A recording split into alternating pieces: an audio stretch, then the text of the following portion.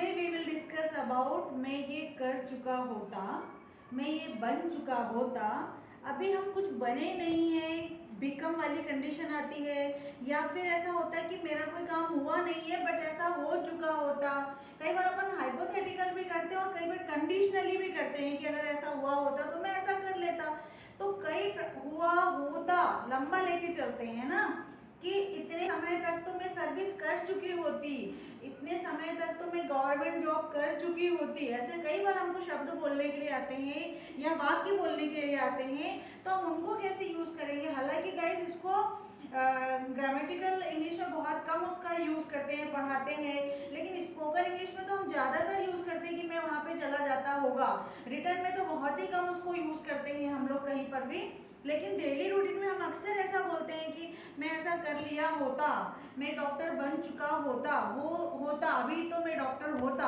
तो इस प्रकार से बहुत हाइपोथेटिकल कंडीशन बनती है, तो वहां पे हम वुड हैव बीन का यूज कैसे करेंगे उसको हम बारी बारी से समझेंगे। तो सबसे पहले तो गाइस हम देखेंगे कि वुड हैव बीन यूज कहाँ होता है। तो बी यानी होता है होना, ये मैं बहुत बार बता चुकी हूँ। बी मीन्स होता है होना, तो बी की ही फॉर्म है ये बीन, ठीक है ना। तो वुड हैव बीन हम इसकी जगह पे चाहे तो बिकम भी लगा सकते हैं। कहाँ, जब हम कुछ बनने की बात करते हैं, बिकम यानी होता है ना बनना, तो केवल हम यहाँ पर इसको बिकम लगा सकते हैं कि हम वहाँ पे बन चुके होते, मैं डॉक्टर बन चुका होता, मैं प्रिंसिपल बन चुका होता, मैं एक अच्छा टीचर बन चुका होता, है ना वहाँ पर। तो अब हम आगे बढ़ जाएंगे, मेरे कुछ एग्जाम्पल यहाँ पे हम लिखेंगे। पहले में वुड हैव बीन के साथ में अदर वर्ड या नाउन लगाएंगे। तो नाउन का मतलब कि वो कुछ बनने की कोई पोस्ट हो सकती है, कोई जैसे कोई अच्छा स्टूडेंट, गुड स्टूडेंट्स हो सकता है, प्रिंसिपल हो सकता है, डॉक्टर हो सकता है, नर्स हो सकता है, कुछ भी। कई अपना ख्वाब रहते हैं, ड्रीम्स होते हैं, वो नहीं बन पाते हैं, तब हम इस प्रकार की बातें कहते हैं, तो हम बन सकते हैं। और कुछ होता है मीनिंग उसका होगा कुछ बन चुका होता, इतने साल पढ़ाई करी अब तक तो तुम एसडीएम बन चुके होते, ऐसा बोलेंगे ना, तो वो भी होता है, ठीक है। लेकिन दूसरी बार में फिर वुड हैव बीन लगाएंगे हम, यहाँ तो वुड हैव बीन लगाएंगे, इसके साथ नाउन लगा देंगे कोई, वहां पे यूज करेंगे, लेकिन फिर वुड हैव बीन लगाएंगे, लेकिन उसके साथ में हम वर्ब की फोर्थ फॉर्म लगाएंगे, आईएनजी फॉर्म लगाएंगे, और उसके साथ में सिंस और फॉर बताएंगे। सिंस और फॉर मतलब एक वो काम इतने समय से कर चुका होता, एक रिग्रेट भी फील होता ना कि अभी तक तो मेरी 4 साल की सर्विस हो चुकी होती, मैं अभी तक खाना बना चुकी होती, ठीक है ना। तो कब से मैं खाना बना चुकी होती, 4 बजे से मैं खाना बना चुकी होती, तो उस प्रकार से यहाँ पे वर्ब की फोर्थ फॉर्म आएगी, मतलब आईएनजी फॉर्म आएगी, और साथ में सिंस और फॉर लगाएंगे। अब जरूरी नहीं है जब आप प्रैक्टिस में जाओगे तो सिंस फॉर नहीं लगाएंगे तो भी समझ में आ रहा है ना, और लगाएंगे तो बहुत ही अच्छा हो जाएगा। चलिए अगला देखेंगे, एक जगह फिर हम वुड हैव बीन यूज करेंगे, तो वहां पे आपको कंफ्यूज नहीं होना है कि वुड हैव बीन इतने बार क्यों लगाया जा रहा है। वुड हैव बीन इतने बार लगाने के बाद आपने ये देखा होगा कि इनके आखिरी में जो वर्ड लग रहा है वो या तो नाउन हो सकता है या वर्ब हो सकता है, उसकी फोर्थ फॉर्म हो सकती है। यहाँ पे जब हम काम करते हैं वुड हैव बीन का, तो यहाँ पे हम वर्ब की थर्ड फॉर्म का यूज करते हैं। जैसे अपन पेसिव में लेके आते हैं ना कि वर्ब की थर्ड फॉर्म लेंगे, तो कार्य को किया जा चुका होता किसी के द्वारा, जैसे मेरे द्वारा अभी वीडियो बनाया जा चुका होता, तो मैं उसको बताऊंगी कि मेरे द्वारा, तुम्हारे द्वारा, बताने की भी जरूरत नहीं। अगर आपका पेसिव लगा तो समझ में आता है कि किसी और ने काम किया है, किसी के द्वारा कार्य को किया जा चुका होता, अब तक तो कर चुका होता। अब मैं उसको एग्जाम्पल में कैसे लेंगे अपन देखेंगे, ठीक है ना। चलो तो सबसे पहले अपन यहाँ से शुरू करते हैं। जैसे कुछ एग्जाम्पल लिए थे मैंने, मैं प्रिंसिपल बन चुका होता, अभी तो नहीं हूं ना, बन चुका होता बहुत पहले बन चुका होता या होती। तो I would have been a principal, मैं प्रिंसिपल बन चुकी होती, है ना, इस प्रकार से अपने को बना, मैं प्रिंसिपल बन चुकी होती। तो बीन की जगह हम बिकम भी लगा सकते हैं, ठीक है ना। अभी यहाँ पे लेकिन हम स्ट्रक्चर की बात कर रहे हैं, इसलिए अपन वुड हैव बीन से काम चलाएंगे, है ना, क्योंकि मैंने ये, तो हम इसको ऐसे भी बोल सकते हैं ना, I would have been a principal, मैं प्रिंसिपल हो चुकी होती, अभी तक तो हो चुकी होती, यानी होना का सेंस, बनना और होना सेम होता, ठीक है ना। You would have been a SDM, तुम एक एसडीएम बन चुके होते, ठीक है ना, लंबे समय से तैयारी कर रहे हो तो अपन बोलते हैं एसडीएम तो बन चुके होते, आपका प्रमोशन हो चुका होता अभी तक, है ना। तो इस प्रकार से he would have been an engineer, अभी तक तो आप एक इंजीनियर बन चुके होते, वो एक इंजीनियर बन चुका होता।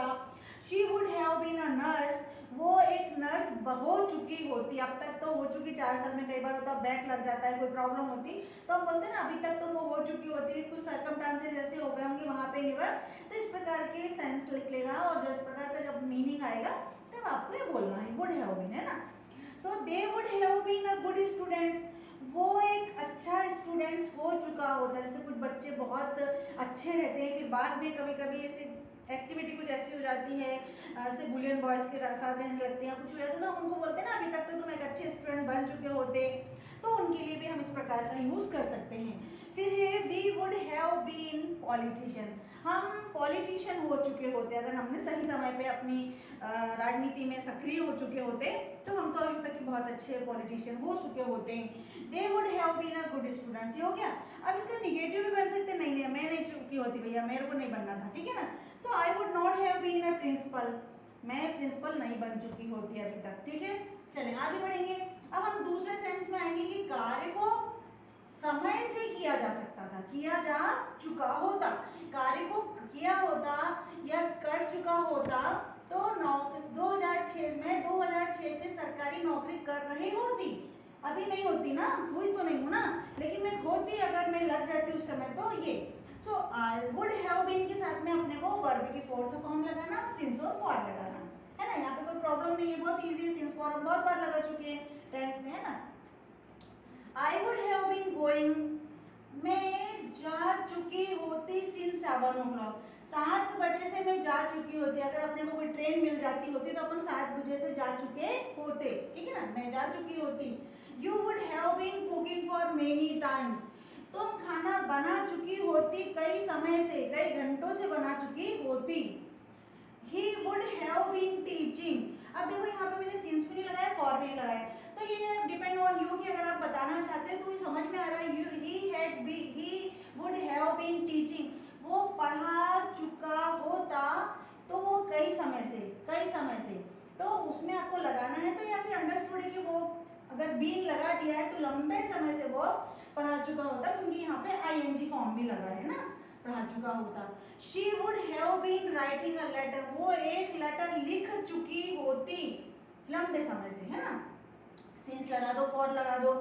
दे would have been watching movie, वो मूवी देख चुके होते, कर रहे होते या देख कर रहे होते, देख रहे होते, कर रहे होते, उसका सेंस सेम ही आता है, थोड़ा सा वर्ड पे नहीं जाए, हम उसका मतलब देखें, ठीक है ना। We would have been playing football for hours, हम प्लेइंग फुटबॉल खेल रहे होते कई घंटों से, फॉर आवर्स, कई घंटों से, फॉर आवर्स मतलब कई घंटों से, कोई लिमिट नहीं बताया, उसका कोई सर्टेन टाइम नहीं बताया, तो वहां पे हो जाएगा ना, ठीक है। चलो आगे बढ़ेंगे, आखिरी but not the least, okay. तो कार्य को किया जा चुका होता, जब इस प्रकार का सेंस आता है, मेरे द्वारा किया जा सकता है, दूसरों के द्वारा किया जा सकता है, उसके द्वारा किया जा सकता है, तो जो पेसिव के सेंटेंस होते हैं वो इसी प्रकार से बनते हैं, लेकिन उसकी एक पहचान है पेसिव की कि उसमें क्या लगता है, वर्ब की थर्ड फॉर्म यूज की जाती है ना।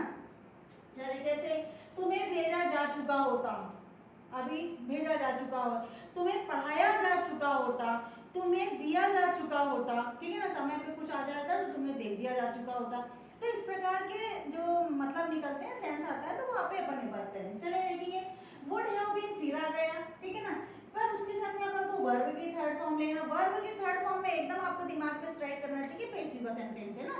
चलिए, you would have been sent by me, मेरे द्वारा तुम्हें भेजा जा चुका होता, अभी तक तो मेरे द्वारा आपको भेजा जा चुका होता। चले, he would have been given by you, उसे दिया जा चुका होता तुम्हारे द्वारा, तुम्हारे द्वारा कोई चीज उसको देने की थी, वो दी जा चुकी होती अभी तक तो, ठीक है।